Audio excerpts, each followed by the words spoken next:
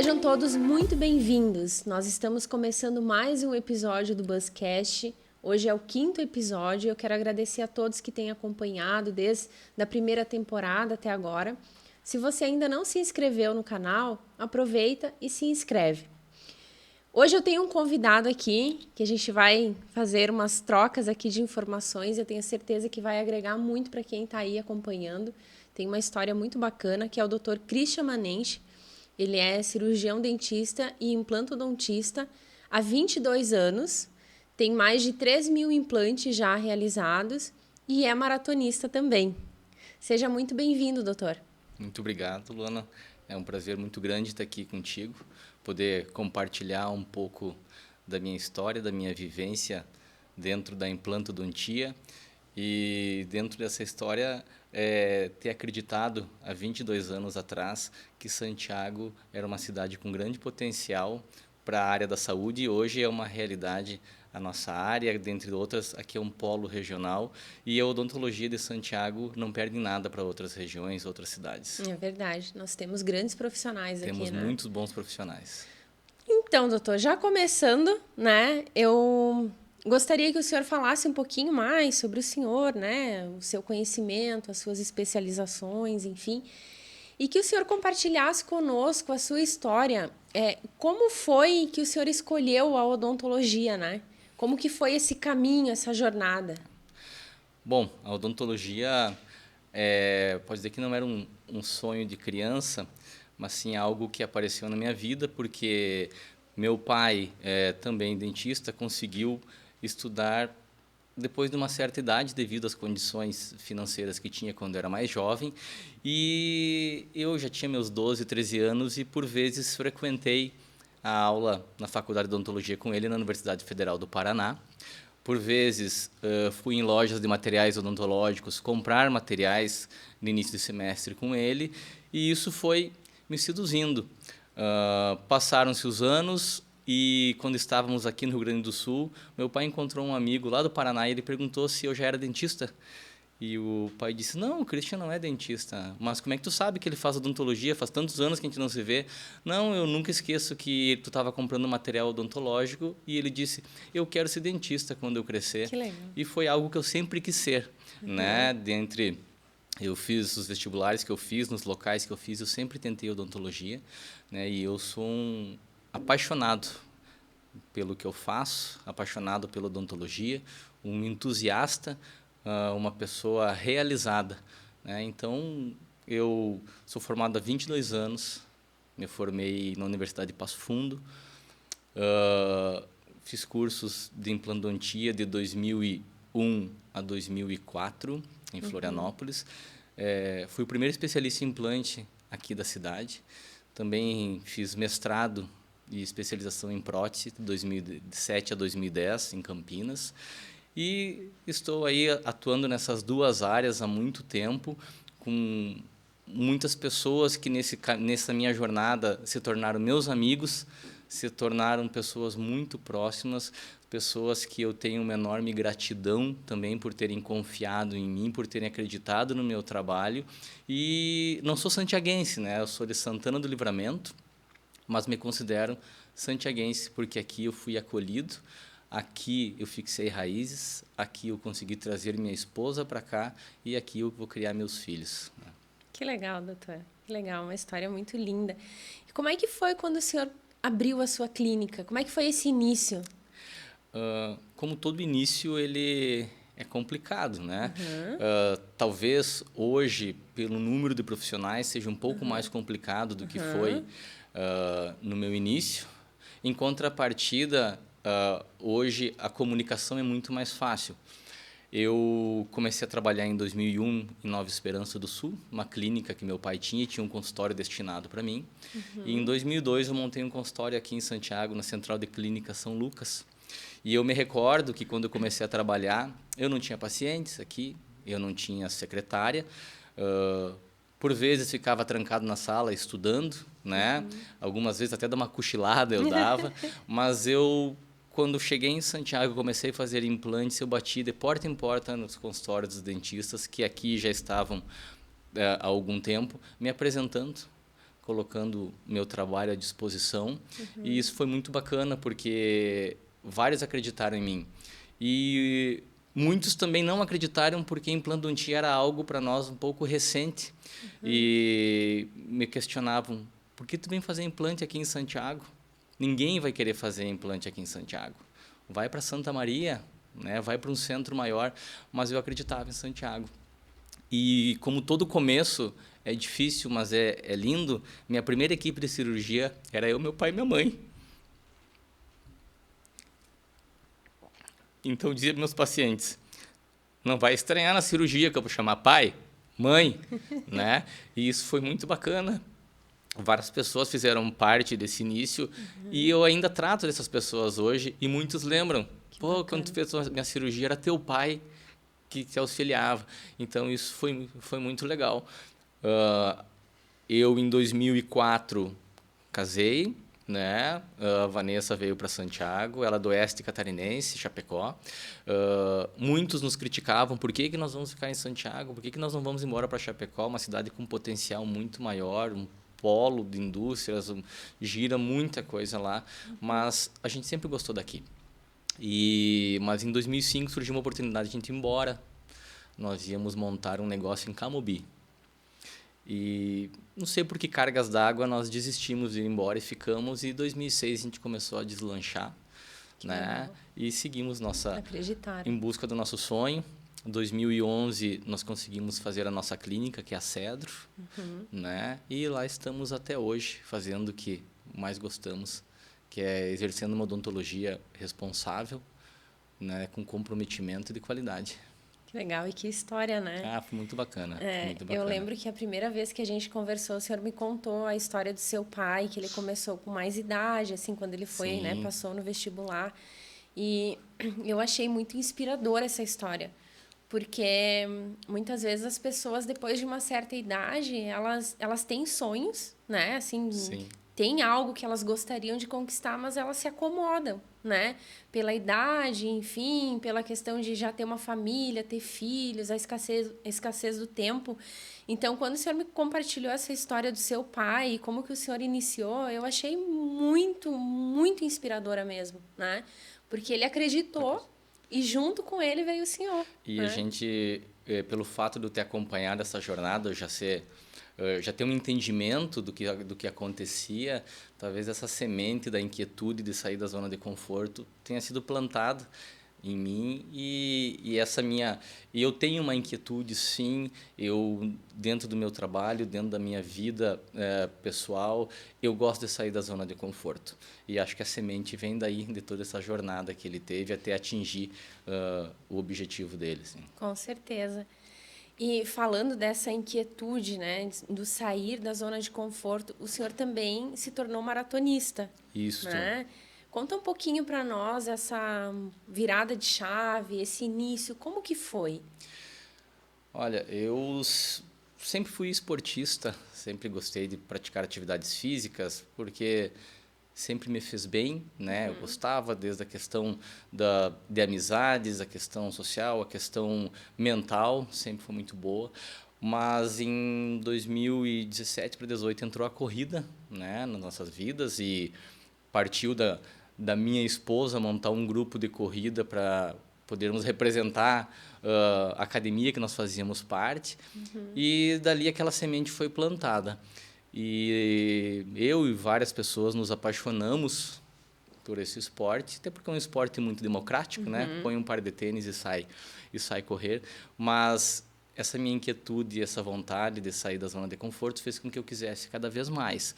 E o auge disso foi conseguir me tornar um maratonista, né? Que é fazer uma maratona, que são 42 quilômetros, 195 metros, que os 195 metros que é o mais difícil, né? Chegando no fim. E essa questão fez eu organizar a minha vida, porque vinha de um momento um pouco desregrado, um pouco conturbado, né? E tu se preparar para uma atividade dessa magnitude, para conseguir atingir esse objetivo, exige que tua vida esteja tanto que física e mentalmente organizada. Então, eu consegui organizar minha vida pessoal, minha vida profissional, associando com o esporte. E o mais difícil disso é tu conseguir um equilíbrio tendo uma vida social ativa, com esposa, com filhos, com amigos, sem se isolar de todo mundo, né? Então, em 2021 eu consegui fazer minha primeira maratona, que o importante era eu terminar, né? Foi em Florianópolis, foi muito difícil, mas eu consegui. E agora, recentemente, uns 15 dias atrás, eu fiz minha segunda maratona, na qual eu cheguei muito bem, né? Agora mais maduro, mais preparado física e mentalmente, mas mais do que concluir uma maratona, o mais legal disso é trazer a disciplina para a vida da gente, né? Ter uma vida regrada, dormir bem, se alimentar bem, não deixando de fazer o que gosta, né? Porque eu sempre digo que uma pessoa que é um atleta de alto nível, a vida inteira dele ele foi acostumado a ser regrado. Ele não sente falta de certas coisas.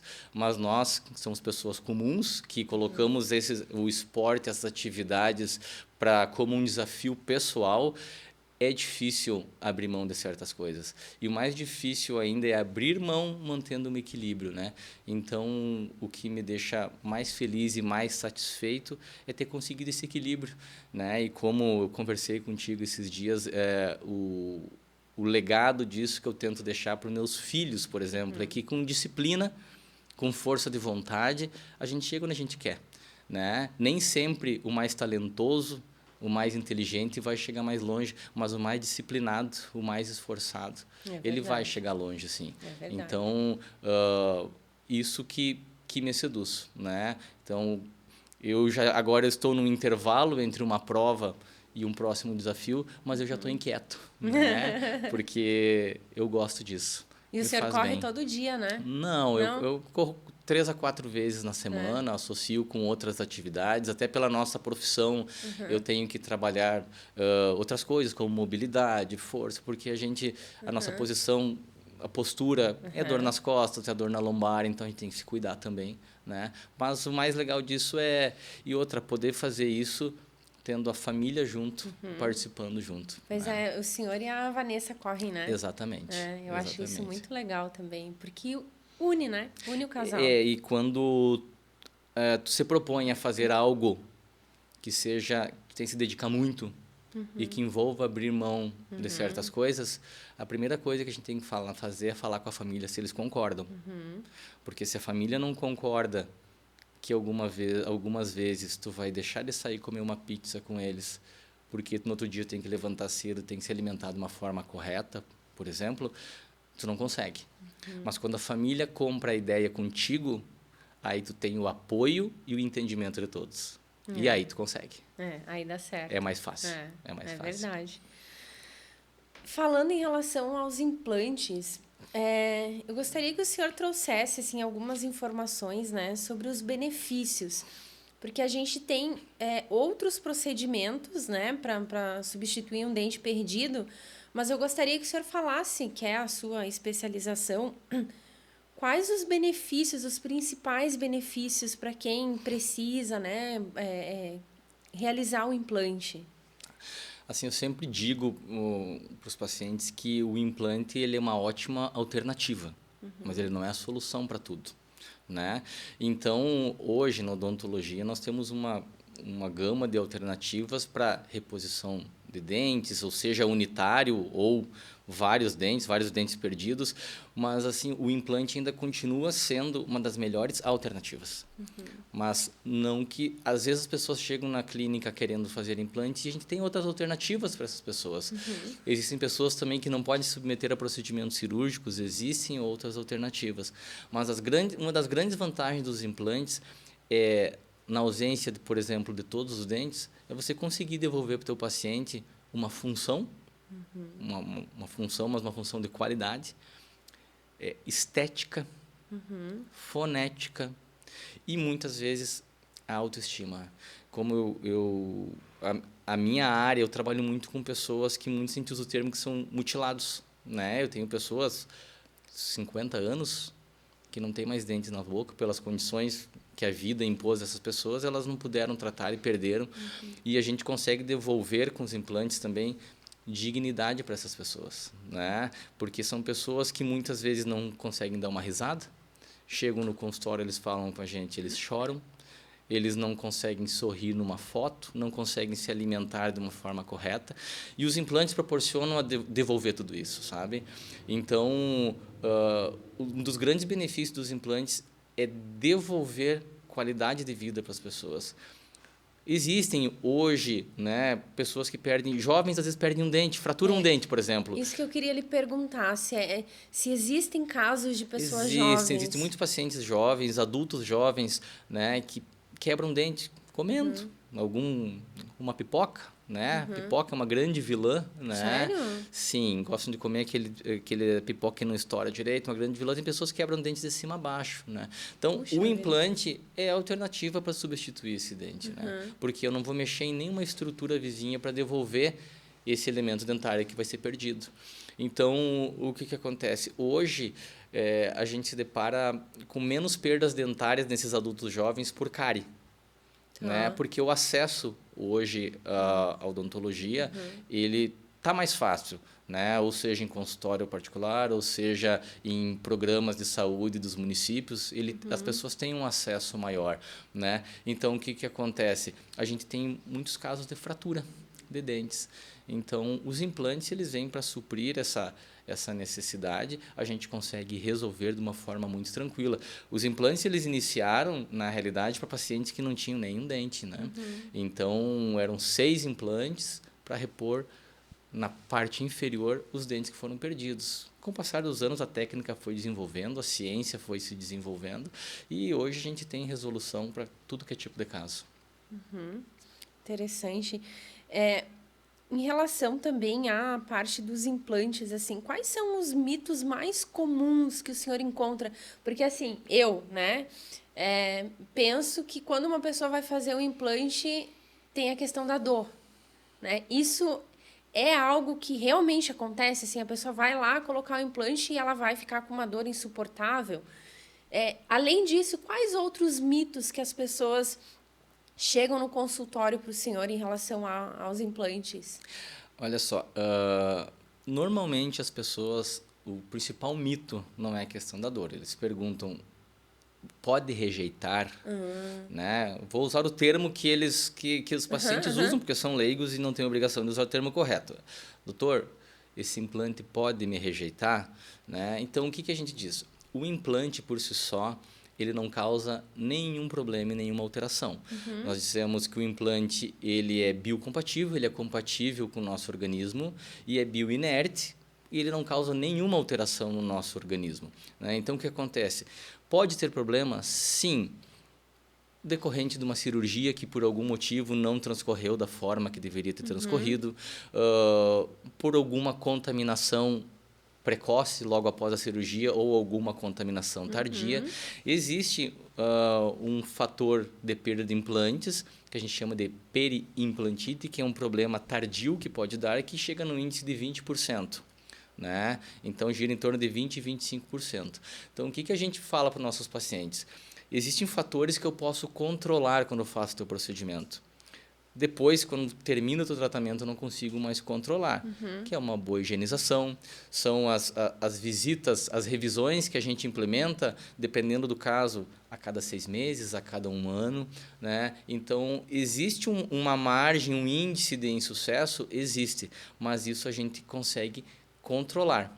Então, essa questão da rejeição não é por culpa do paciente, salvo pacientes que têm alguma disfunção sistêmica. Por exemplo, diabetes é um problema seríssimo, né? E se está descompensada, certamente não convém fazer implante em paciente diabético, né? Se não tiver bem tratado. Então, isso a gente passa para o paciente. Com relação à dor, dependendo da cirurgia de implante, eu digo que é muito mais tranquilo do que extrair um dente. Né? Logicamente, Luana, existem fatores que as pessoas desconhecem, que é o quê? Técnica cirúrgica, treinamento de equipe. Né? Então, quanto menos traumático eu digo, quanto menos eu mexer na tua boca, quanto mais preparado eu estiver, quanto mais preparada estiver minha equipe para conduzir esse procedimento, melhor vai ser teu pós-cirúrgico. né? Logicamente que todo pós-cirúrgico existe um grau de desconforto. E isso varia de cirurgia para cirurgia e de pessoa para pessoa. Muitas vezes o que dói em mim não dói em ti. Isso a gente chama isso de limiar de dor. Mas dificilmente algum paciente nosso relata dor pós-cirúrgica. Lógico, eles estão bem medicados, estão bem acompanhados. Existe um pequeno inchaço muitas vezes? Existe sim, né? Só que a boca é algo muito delicado. A gente tem que falar, a gente tem que comer, não tem como esconder, não tem como tu ficar sem falar, né? Se tu quebrou um braço, tu consegue imobilizar, ficar com o braço parado. Mas a boca é complicado. Muitas vezes tem pacientes que sofrem para fazer uma limpeza, né, nos dentes. Então, por uma cirurgia, tem pacientes que eles têm uma sensibilidade muito maior. Mas a gente sempre se cerca de cuidados e existe uma questão que eu falo muito, que é a empatia. Né? A empatia, que é o se colocar no lugar do outro. Né? Eu sabia que na minha cabeça não poderia estar doendo, mas se o paciente diz que está doendo, a dor é dele. E eu tenho que respeitar isso. Então, nós nos preparamos de uma forma individual para cada paciente. A gente já sabe, esse paciente ele tende a sofrer mais, vamos nos preparar de uma forma diferente, vamos medicá-lo de uma forma diferente. Esse paciente é mais tranquilo. Né? Então, isso tudo a gente tenta mostrar para o paciente nessas consultas prévias. Né? Normalmente, o paciente não chega e a gente já sai fazendo cirurgia. Existe uma questão de nos conhecer, né? Conhecer nossa filosofia de trabalho e desmistificar certas coisas. E a tua experiência negativa, muitas vezes, que tu teve, né, em alguns outros procedimentos, a gente tenta fazer com que essa experiência fique para trás. Né? Então, e dificilmente, quando tu vai falar que vai fazer algum procedimento para algum conhecido teu, ele vai te dar uma experiência positiva, ele vai dizer da experiência negativa que ele teve. Então, normalmente, as pessoas chegam no consultório vindo com a experiência negativa de outra pessoa.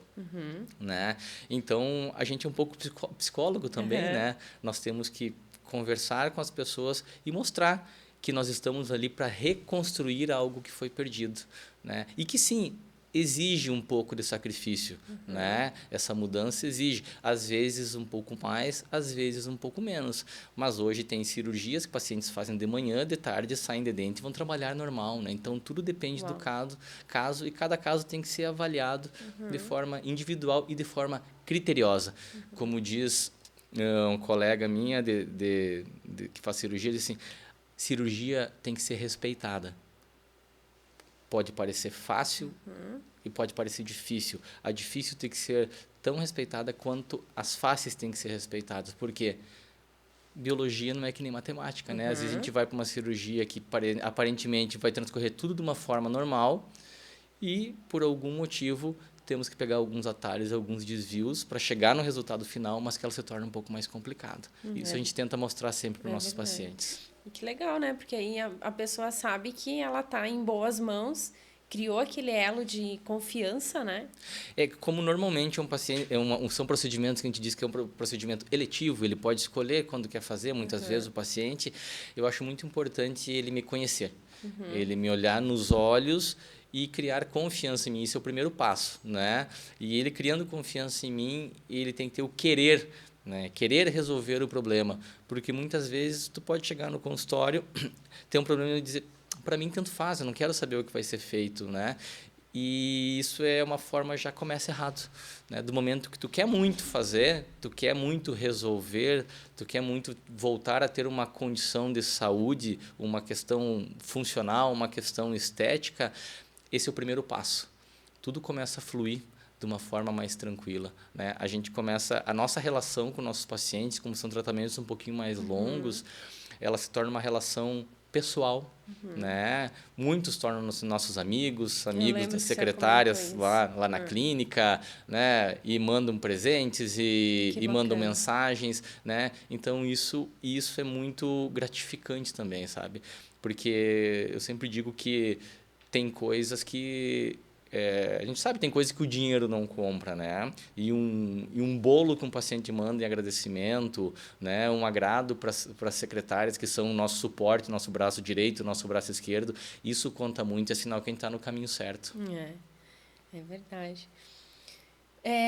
O senhor comentou no início que pode existir casos ou tem a rejeição, ou a pessoa tem diabetes, enfim, determinados casos que não podem ser feitos o implante ou foi rejeitado. Para essas situações, o que é feito? Na realidade, é quase na totalidade dos pacientes, a totalidade dos pacientes passa por um exame anamnésico, um questionário de saúde, vamos dizer assim, né?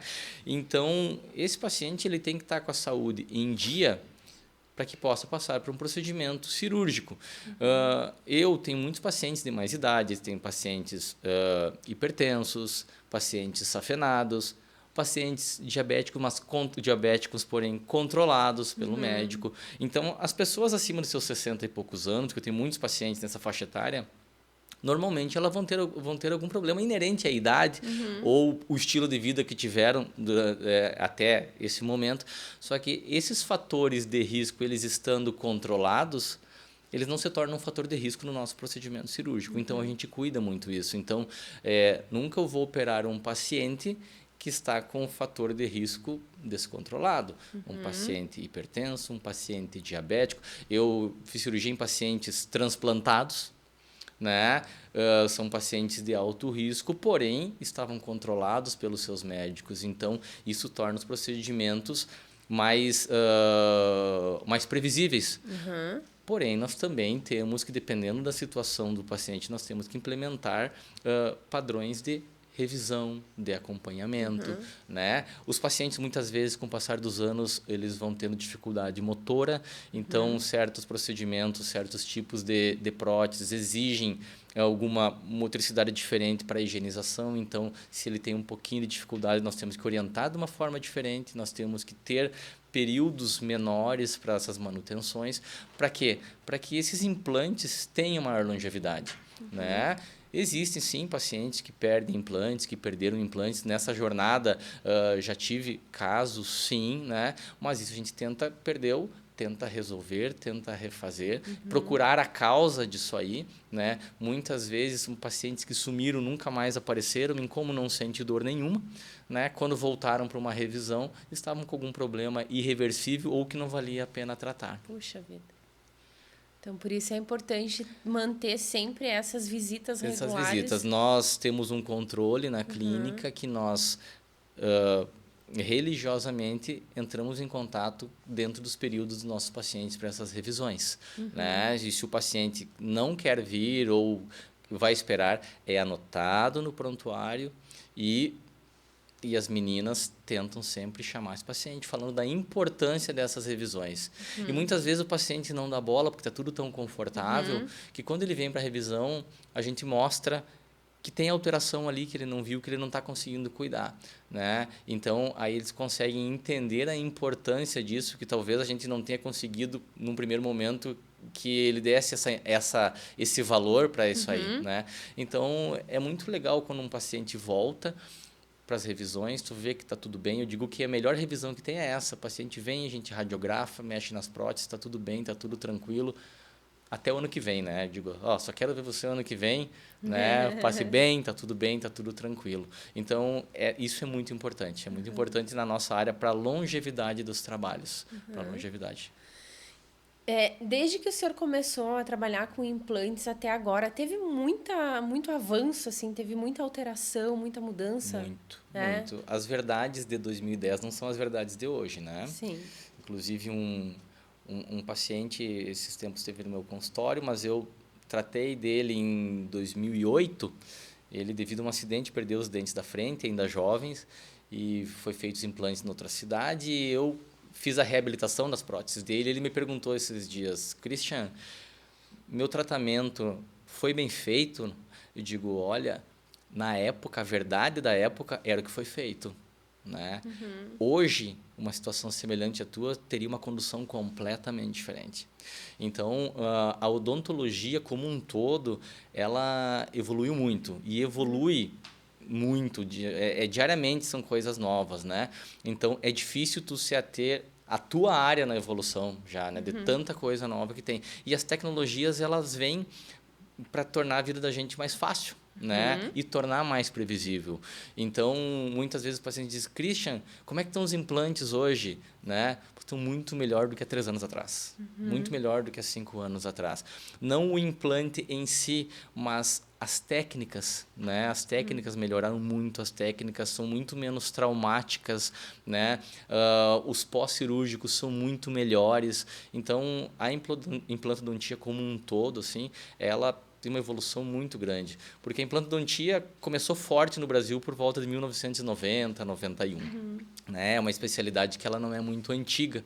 Né? Então, ela vinha numa evolução muito lenta. E a partir dos anos 2000, essa evolução ela começou a crescer muito, porque formou muitas pessoas, muitos mestres, muitos doutores na área e as pesquisas avançaram muito. Né? Então, hoje, a gente tem alternativa para tudo. Né? Tem alternativa para o caso mais simples até o caso mais complexo. Então, a implantodontia, os pacientes dizem, meu caso tem solução? Eu digo, é difícil o caso que não tenha solução. Talvez eu não tenha aqui a solução para o teu caso, mas eu posso te indicar alguém que possa resolver com implantes o teu caso. Então, é muito bacana assim, a gente diariamente a gente se depara com alguma coisa nova que tu pensa aqui, pensa ali e tu traz para o teu dia a dia. E como é que o senhor faz para se manter atualizado? Eu sempre gostei muito de viajar e fazer cursos, né? Eu, até 2019, né? Eu me formei em 2001. Até 2019, acho que só teve 2 anos que eu não viajei fazer cursos, né? Então, depois que eu fiz minhas especializações, eu fiz meu mestrado, eu comecei a escolher cursos pontuais. O que eu quero dizer com cursos pontuais? Determinada situação, essa situação, como é que eu vou resolver essa situação? Então, existem cursos com professores altamente qualificados que a gente são imersões, né? 4 dias, 5 dias, e eu sempre gostei muito de fazer esses cursos. E o mais legal desses cursos é conhecer pessoas diferentes, né? E pessoas que já estavam num nível bem avançado dentro da área. E isso me chamava muita atenção porque eu sempre aprendi muito. Eu gostava de ir nos cursos que eu era o que menos sabia, porque eu aprendia muito com os colegas, aprendia muito com esses professores. E eu sempre criei muitos vínculos de amizade com essas pessoas que eu fiz curso, que até hoje, se eu tenho dúvida, eu mando mensagem. Eu tenho um colega lá em Belém, mando mensagem para ele. Que legal. Tem um colega em Brasília do curso que eu fiz. Com a pandemia, deu uma estagnada, porém, começaram os cursos online, né? E muitas técnicas, quando tu já domina as técnicas do que tu faz, muitas coisas tu consegue aprender online. Então, eu via começar a surgir cursos para ter informações que, às vezes, eu tinha que ficar 4 dias em São Paulo para ter essas informações que eu conseguia ali no meu computador a hora que eu quisesse.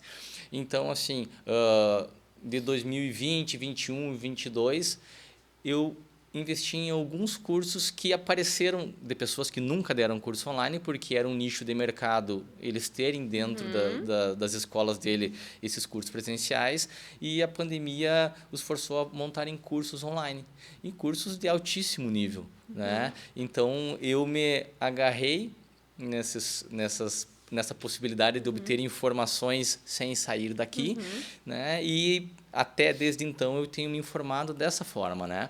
A partir de agora, 2024, já tem alguns cursos que estão programados, né? Alguns cursos novos, com novas tecnologias, que a gente tem que sair atrás para ter...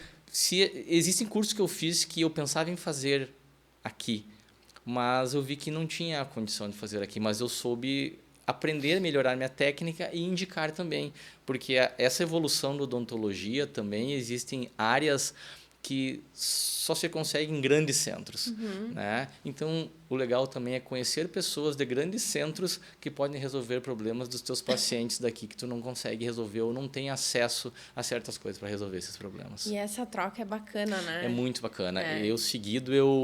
Eu tenho colegas assim, eu tenho dúvida, eu quero trocar uma ideia, manda mensagem, né? Chama, vamos trocar uma ideia, olha essa radiografia, o que tu acha, eu penso nisso, né? Então, isso é muito bacana, porque a gente não pode viver sozinho, né? Dentro da minha formação de implante, teve uma pessoa muito importante que ele me convidou para ser monitor num curso dele de implante Santa Maria, isso em 2006. E ele estava escrevendo um livro e ele me largava para coordenar durante o dia 14 cirurgias. Eu coordenava sozinho as cirurgias. E ele dizia, só me chama se tu não conseguir resolver. Então, tinha cirurgias que eu via que eu não ia conseguir resolver ou que era arriscado. Eu chamava ele e ele resolvia. Depois eu ia na sala e ele pegava um papel na sala dele e me dizia, quando acontecer isso, tu faz isso, isso e isso. E a filosofia dele era o seguinte, era uma época que poucos detinham o conhecimento. Né? E a filosofia dele é que quanto mais pessoas soubessem, mais a especialidade, no caso, em endodontia, ia ser difundida e mais pessoas iam querer fazer implantes. E mais profissionais tendo acesso à informação, menores os índices de insucesso. Então, ele plantou essa semente e, assim, eu sempre troquei informações, né? A gente tem um grupo de colegas aqui em Santiago que se ajuda, né? Se ajuda muito dentro da área de implantodontia, porque nós não somos rivais, nós somos amigos, né? E cada um dentro da sua clínica. Então, a evolução é muito grande, tem coisas que a gente não consegue absorver, mas que o colega do lado consegue, né? Então, a gente liga, digo que estou com uma dúvida. Tu viu, tem isso aqui, dá para fazer isso, dá para fazer aquilo, né? Então, a tecnologia e o desenvolvimento da área é muito bacana, mas tu sozinho tu não absorve tudo. Tu não consegue deter todo esse conhecimento, tu tem que ter uma rede de contatos e de amigos que possam te ajudar quando tu precisa. A gente vai mais longe, né? Muito mais longe. Eu lembro quando eu saí da faculdade, que eu comecei a trabalhar com marketing esportivo, que eu fui para os clubes, né? Lá em Floripa, na universidade, no final, no último semestre, eu organizei um seminário e eu convidei vários profissionais da área, profissionais assim com know-how, né? Trabalhava há muitos anos, até o pessoal que organiza o Ironman de Florianópolis, o Caco lá. E eu lembro que quando eu fui para os clubes, no início eu tinha muita dúvida, né? Como é que eu vou calcular o valor para passar o patrocínio aqui para a empresa? Aí eu ligava para eles e eles me auxiliavam, me ajudavam a fazer as contas, tudo. Então, isso me agregou muito, né? E me deu um crescimento muito rápido, assim, porque as dúvidas que eu iria, né, sanar elas com muito mais tempo, eu, às vezes, em uma hora eu resolvia tudo e aprendia, e aquilo me ajudava num outro trabalho. Então, essa troca, hoje também eu faço muito isso. Tem o pessoal de fora, lá de São Paulo. Então, eu estou trabalhando, eu tenho uma dúvida sobre uma situação. Esses dias, um cliente me perguntou, Luana, posso comprar seguidor? Né? É uma estratégia boa? Porque geralmente as pessoas acham que entrar lá na página tu tem que ter 5.000, né, seguidores, que isso vai te dar autoridade. Mas não, tu tem que conquistar isso com o teu trabalho. E aí eu perguntei para uma colega minha lá de São Paulo, falei, e aí, o que você pensa? Na minha opinião, eu acho que não, mas o que você pensa? Aí ela me trouxe um dado recente dela, que estava dando muito problema para quem tinha comprado. Eu falei para ele, olha, a minha opinião é essa e a minha colega também fala que não, inclusive deu esse problema. Então, a gente toma uma decisão muito mais assertiva e minimiza os erros, né? Tu elimina eles quando Exatamente. A gente trabalha em parceria, né? Eu acho que isso é importante, essa visão de olhar para o outro como um parceiro e não como um concorrente, né? Eu acho que isso agrega para nós. Agrega bastante. E só voltando uma coisa que me ocorreu agora, que está acontecendo na clínica, falando da questão da evolução, né? Evolução dentro de tudo. Eu estou numa reforma na clínica e minha dor vai ser me desfazer dos livros que eu tinha, né? E eu sempre gostei muito de livros da área, sempre andava com algum livro. E hoje a gente não compra mais livros, né? Da área da gente. As informações estão ali no computador, no celular. E é muito interessante que eu não sei o que fazer com os livros, né? Não dá nem para doar porque é desatualizado. Né? Então, a gente se apega a algumas coisas, mas é muito bacana ainda no link que tu tinha dito da evolução, né? Junto com os cursos online, né? Livros que a gente não usa mais. Então, isso aí E para mim, que eu peguei toda essa transição, né? Então, tem um pessoal que está saindo agora, se formando há pouco, e não tem essa transição. Então, eu tenho livros lá, que eu estava olhando ontem com a minha esposa, que meu pai usou na faculdade, que ele comprou de outra pessoa, eu usei e minha esposa usou. Né? Então, esse livro ele tem um valor técnico, ele não serve mais, mas ele tem um valor sentimental muito bacana, assim, sabe? Que talvez eu tenha que achar algum lugar para esse livro para deixar ele lá no consultório. É legal. Eu acho que é bacana, doutor, ter um espaço, né, em que as pessoas possam chegar e ver até mesmo essa evolução da odontologia, né? É, E que deixa a sua marca também. exatamente. Bacana. É, eu, uma dúvida só que eu queria te perguntar, a gente já está indo para o final, mas voltando para a questão da prática esportiva, né? Da questão da maratona, da disciplina. Isso lhe ajuda diariamente, por exemplo, na questão de uma cirurgia que o senhor vai fazer? Ajuda na questão da concentração, do foco, porque uma cirurgia provavelmente ela demora algumas horas, né? Dependendo do que é feito. Isso lhe ajuda também? Sabe, Luana, que quando eu tô me preparando para maratona, existem treinos muito difíceis, né? Então, treinos de meio de semana, que são treinos longos, de uma intensidade difícil e que muitas vezes tu não sabe como tu vai terminar, se tu vai conseguir fazer ou não, né? E dentro disso, muitas vezes esses treinos que eu tinha normalmente eram terça ou quinta-feira, treinos de meio de semana difícil, eu tinha cirurgias difíceis, terça ou quinta de manhã. Então ia na minha cabeça, será que eu vou fazer esse treino e chego cansado fisicamente para a cirurgia? Será que eu não faço esse treino e vou para a cirurgia e faço à tarde? E o que era na minha cabeça? Eu vou fazer esse treino, porque se eu terminar esse treino, eu começo meu dia com uma vitória.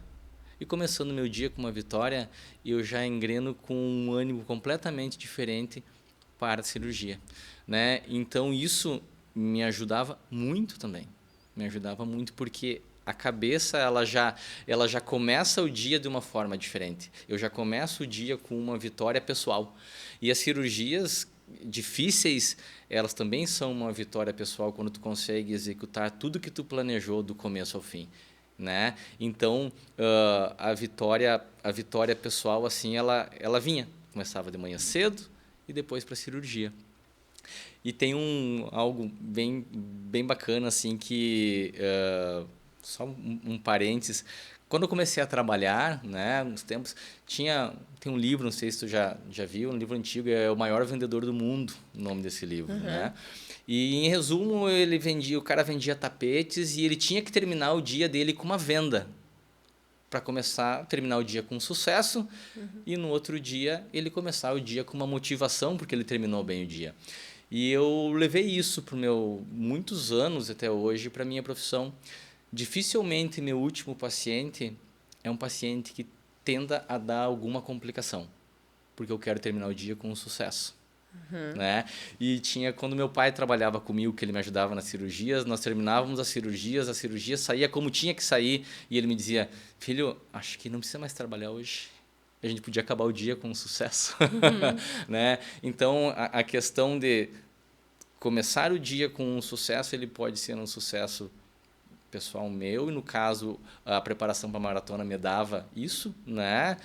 E esse desafio pessoal pode ser de qualquer outra forma, né? Eu vou me propor a todos os dias levantar e ler, vou me propor a estudar alguma coisa. Para mim era a questão da preparação para a maratona, e isso me ajudava muito no trabalho, sabe? Porque apesar do cansaço físico, a minha cabeça estava muito preparada e motivada para a cirurgia. Legal, legal o senhor ter falado isso. O senhor estava falando e eu estava pensando aqui que um dos objetivos desse podcast é a gente trazer algum insight, né, transformador, poderoso, e eu acho que aqui o senhor trouxe alguns para nós, né? Questão de, muitas vezes, a gente tem algo para fazer já no início da manhã e aí protela porque não quer, ou porque pensa que vai cansar, ou porque não vai dar certo, né? Já começa com uma mentalidade de perdedor, né? Assim, Exatamente. começa com uma mentalidade que aquele dia não vai dar certo. E aí, quando a gente vai lá e faz, de fato, né? A gente vê que consegue se superar e aí, no decorrer do dia, tu vai fazendo outras coisas e vai indo e vai conseguindo, né? Então, eu acho que isso foi bem legal. E nem sempre vai funcionar, né? Nem sempre. Mas a gente tem que sempre buscar a forma que a gente se sinta bem, se sinta confiante. Logicamente, dentro da parte de cirurgia, que é uma parte bem complicada, nós temos que estar preparado mentalmente, tecnicamente, né? Também tem que estudar muito, a gente tem que saber o que está fazendo, a gente tem que ter a responsabilidade, né? E se eu pudesse dizer para alguém que quer ingressar no mundo da implantodontia, alguém que se formou, né? Eu sempre tive na minha cabeça que a gente tem que saber o nosso limite, nunca colocar o dinheiro na frente do bom senso, né? O teu sucesso profissional é uma consequência de vários fatores que tu vai plantando a sementinha dia a dia, né? E um dos principais fatores é a responsabilidade. Tu saber que ali tu podia estar tratando tua mãe, teu pai. Pense que é tua mãe, pense que é teu pai, né? Então, dê o teu melhor, né? E o teu melhor às vezes não vai resolver o problema desse paciente e tu tem que ter a humildade de dizer, esse caso não é para mim. Tem um colega que está mais bem capacitado que eu e encaminhar para esse colega. Ou procurar esse colega e dizer, olha, eu estou com uma dúvida, né? Tu pode me ajudar? Porque o que está acontecendo? A gente vê que, como estão saindo muitos profissionais, está saindo muita gente que já quer ganhar o mundo rapidamente. E a gente pula etapas. E quando tu pula uma etapa, tu não fica consolidado, né? O teu castelo ele pode desmoronar fácil. Então, assim, se pudesse dizer, quer ir para implantodontia? Vai, é uma área linda, é uma área maravilhosa. É uma área hoje que, de cada 10 dentistas, uns 6 estão fazendo, porque na faculdade a gente tem cadeira de implantodontia, né? Mas que, como todas as outras áreas, só como tu mexe com cirurgia, tu precisa ter responsabilidade. Tu precisa ter cuidado, tu precisa ter zelo, né? E tu precisa pensar que quem está sentado ali podia ser teu pai, podia ser tua mãe, né? Então dê o teu melhor sempre e tente a cada dia melhorar um pouquinho e se consolidar. Não é fácil, não é rápido, é demorado, né? E quando as coisas vêm muito rápido, elas vão muito rápido também. Ótima reflexão. Eu vejo que o digital hoje, ele deixou as pessoas muito eufóricas. Exatamente. Pela fama, pelo sucesso, né? E muitas vezes as pessoas... Isso a gente vê, não vou dizer diariamente, mas é muito comum a gente ver em alguns noticiários pessoas que foram realizar algum procedimento estético, enfim, com algum profissional que era famoso na internet, né? E deu problema. Então, eu acho que essa reflexão que o senhor faz é muito importante para nós, né? Para quem está vindo, para quem está se formando, para que a fama, o reconhecimento, ela tem que ser resultado do bom trabalho. Exatamente. Né? Não de vídeos postados, de comentários, enfim, né? Que tem que ser algo que tu está construindo. Eu sempre falo assim que a construção da autoridade dentro do digital, ela já tem que ter acontecido fora, né? Aqui na vida real. Aí sim tu vai levar para lá. Agora, tu construir uma autoridade dentro do digital que tu não tem aqui fora, não dá, é como o senhor falou. É um castelo que em algum momento vai desmoronar, né? Então, eu acho que isso é bem importante, assim, a gente refletir sobre como que a gente está construindo o nosso futuro, né? Como, independente da área, né, doutor? Independente de ser uma área a área da saúde, o marketing, né? Enfim, qualquer área. Que a gente faça com responsabilidade, né? Que a gente faça pensando, como o senhor falou lá no início, com empatia, né? Se colocando no lugar do outro. Não adianta a gente querer fazer as coisas porque todo mundo está fazendo e aí eu vou fazer também. Não vai dar certo. A gente tem que olhar para nós e ver a nossa essência, quem nós somos, os nossos valores, né? E deixar isso nos conduzir, né? Que com certeza o sucesso, quando ele é construído, ele é duradouro, né? Exatamente. E pegando a cena do sucesso, né? O que é sucesso pra gente, né? É tu tá feliz, tu tá realizado com o que tu faz, né? E eu posso dizer que hoje eu posso dizer que eu tenho sucesso, né? Eu amo o que eu faço, né? Sou realizado com o que eu faço. Criei vários amigos, né? E várias pessoas que são muito gratas a mim por tudo que eu fiz nesses anos, né? Então, assim, hoje o meu sucesso é a minha paz de espírito, de estar bem com o meu trabalho, com a minha família, né? Com o meu corpo, muito tranquilo, e estar aqui, sendo convidado para participar aqui contigo. Para mim, isso é uma honra e também é um sucesso e uma realização. Que bom. Obrigado pelo teu convite. Eu que agradeço por ter vindo. Eu lhe perguntaria, né, qual o conselho que o senhor daria, mas o senhor já nos deu esse conselho. Então, doutora, a princípio, assim, eu não tenho mais perguntas, né? O que eu queria saber, assim, que eu tinha interesse de conhecer um pouco mais e trazer também para quem está acompanhando, para entender um pouquinho mais como que é essa área da implantodontia, né? Conhecer um pouco mais a sua história, que é um profissional que já devolveu o sorriso para muita gente, né? E para mim hoje eu não tenho mais dúvidas. Eu não sei se o senhor tem alguma outra mensagem ou se o senhor tem alguma outra coisa que queira compartilhar conosco, por favor. Assim, mensagem eu não tenho, né? Eu digo assim, e já comentei contigo, me sinto às vezes até um pouco inibido de falar, mas a gente vê quando por certas atitudes pequenas nós inspiramos algumas pessoas, né? Então, eu tenho notado e tu tem mostrado para mim isso, que existem sim muitas pessoas que se inspiram na gente, apesar de todos os defeitos que nós temos e todos têm, a gente consegue trazer muitas coisas boas dentro da nossa vida particular, dentro da nossa vida profissional, né? Eu tenho vários colegas de profissão que me respeitam muito, como eu respeito a todos, né? E eu sei, eles falam da admiração que tem, isso, um colega te dizer isso é muito bacana, e mais interessante ainda são os colegas que vêm se tratar contigo, que mandam os entes queridos se tratar contigo, então é um sinal de confiança, sinal que a gente traçou um caminho muito, muito legal. E vindo desse momento, desses anos, a questão da corrida, mas mais que a corrida é uma questão de disciplina. Então tem muitas pessoas que me acompanham e que nos acompanham e que a gente nem se dá conta, mas como eles se manifestam, né? Que nem eu te disse, eu recebi mais de 300 mensagens próximas da minha maratona, as pessoas se manifestando e dizendo quanto que a gente é importante na vida dessas pessoas por certas coisinhas que a gente faz e que inspiram elas, né? Então eu fico muito feliz de saber que eu posso estar dando bons exemplos, né?